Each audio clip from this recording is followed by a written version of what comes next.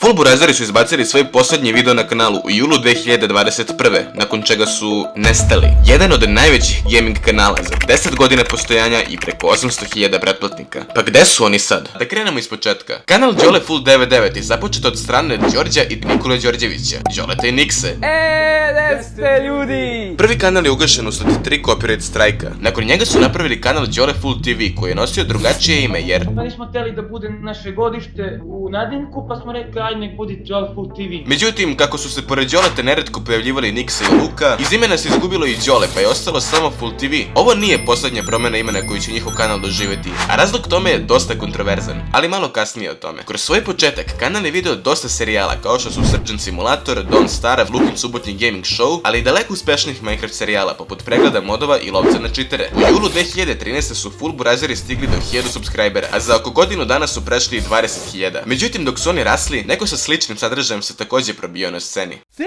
ste bre ljudi? Full TV su počeli da izbacuju Minecraft videe sa Serbian Games BL-om. Njihovi zajednički klipovi su prolazili jako dobro, ali u ovo vreme Minecraft počeo da preokupira kanal, na što su se sami Full TV oglasili. Problem je to što imamo puno časova, za snimanje treba dosta vremena i zato mini igre izlaze, jer su ono mnogo lakše da se snime i izvinite zbog toga. 2014. je održan prvi veliki YouTube skup na kojem su učestvovali Zile, Serbian, Muđa, Full Burazeri i drugi, time postavljajući temelje za nešto mnogo veće.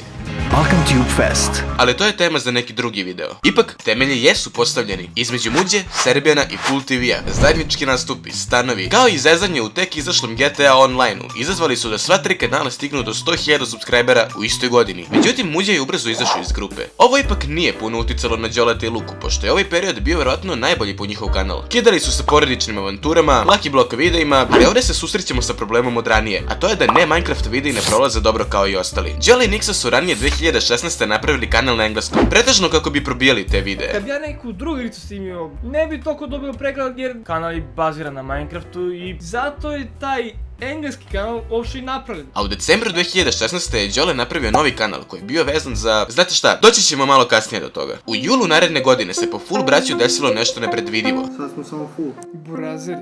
Menjanje imena. Međutim, ovog puta ne zbog godišta ili korektnosti prema članovima, već iz pravnih razloga. Vidite, ovdje se upoznajemo sa trademarkovanjem, odnosno posjedovanjem reči, fraze, simbola ili sve od navedenog pod vašim autorskim pravom, gde ukoliko neko iskoristi nešto od pomenutog, vlasnik ima puno pravo da uzima procenat ostvarenog profita ili čak da pokrene krivični postupak protiv vas za kršenje tih autorskih prava. Konkretno na YouTubeu su najbolji primjeri ovoga Five Bros koji su 2016. htjeli da stave svoje autorsko pravo na reč reakcija i imaju dobit od svakog video materijala koji sadrži tu reč u sebi. Međutim, publika se ujedinila protiv njih, na što su oni uklonili postupak stavljanja autorskih prava na tu reč, a zatim pokušali da se operu sa Mazebencija. Međutim, sa Fullovcima je bilo drugačije. Vlasnik reči Full TV im je rekao da promeni sve u vezi sa tim imenom, da mu suprotno ne bi oborio kanal ili čak nešto gore.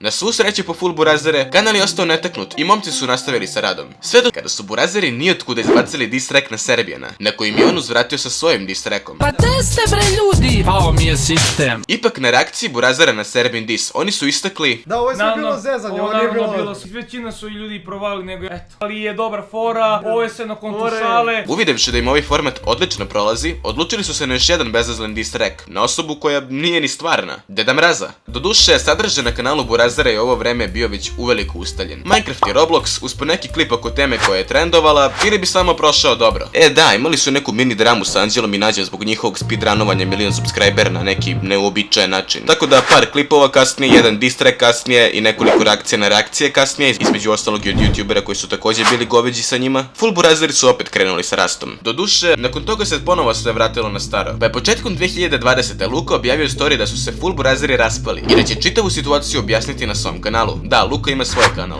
Međutim, u Lukinom klipu se ispostavilo da je sve šala i da je razlog privremenoj neaktivnosti taj što su dobili copyright strike na glavnom kanalu. Kako god, nešto više od godinu dana kasnije, Burazeri su odustali. Osim što nisu. Vidite, neke stvari sam vam prećutao. Prve da su u novembru 2017. Luka ošišao, što je zasigurno jedan od stubova raspadaka. Ne, naravno da nije. Mislim da bih sada mogao da se vratim na onu priču o mnogobrojnim kanalima Full Burazera. Ljudi su vremenom počeli da primećuju ovo silno otvaranje novih kanala i krenuli su da govore stvari poput: brate, smorio si više sa kanalima. Ja ipak mislim da je potez sa otvaranjem više kanala nekako i logičan, zato što kada vodiš uspešan kanal sa povelikom publikom koja gleda tvoj sadržaj, vrlo je verovatno da ta publika ima i ostalih interesovanja. A kao kreator prostoru, širenje niše je uvijek u cilju. I s tim da trpanje svega na jedan kanal verovatno neće izgledati lepo, plus videi koji nisu u vašoj glavnoj niši mogu da prođu lošije po pitanju pregleda i time uspore ulazak u algoritam, pa pravljanje ostalih kanala ima smisla. Tako ste tokom vremena imali priliku da vidite Đoletov kanal na kojem je uglavnom izbacivao Minecraft i reakcije, onda je Nixin kanal za muziku, kao i Lukin glavni kanal za live-ove i gameplayeve, i također njegov sporedni kanal na kojem je izbacivao po neke real life klipove. Nisam napomenuo da je Đolet također vodio i kanal kriptovalute, koji su uglavnom bavio reakcijama na stavove Andrew Tate i Jordana Petersona. Kripto videi su zapravo bili na Roblox kanalu. Ovog puta se ne zjebavam. Poenta celog ovog porodičnog stabla od kanala je bilo da vam pokažem baš to menjanje interesovanja kroz godine. Mislim, naravno da neće ceo život da igraju monotone Roblox i Minecraft let's playeve. Modo, nema ništa loše u tome, nekima to uspeva. Ovdje dolazimo do sljedećeg faktora. Odumiranje žanra let's playa. Da vas ne bih davio, Chessington je to dosta bolje objasnio u svom videu. Uglavnom, ljudima je postalo dosadno da sede i gledaju nekog kako 15 minuta igra igricu, baci po koju foru i svi srećni. Brzi vizualni efekt, tekst koji ide uz govor, neki audio efekt, sve to servirano u kratkom videu od 60 sekundi je ono što je trenutno najoptimalnije. Ali još uvijek ostaje pitanje, da li su full burazderi još uvijek tu negde? Luka i dalje izbacuje klipove na svom ličnom kanalu, dok se Đole zamonašio, ne, pogrešno, dok je Đole na svom TikToku, gospodin Đorđe, postao life coach ili slično, ne znam, zanimajte se sami. Okej, dok sam radio na ovom videu, desilo se nešto pomalo neočekivano. Vratili smo se. Uz short u kojem su rekli da su se vratili, također su rekli da će svakog mjeseca izlaziti novi klipovi na glavnom kanalu. I iako se slažem da jesu kvalitetniji, lično imam osjećaj da će ovi klipovi biti namenjeni mlađoj demografiji. Mislim, nema ništa loše u tome, nekima to uspeva. Međutim, hoće li ostati redovni u svojoj namjeri, kao i kako će budući videi prolaziti, ostaje nam da vidimo.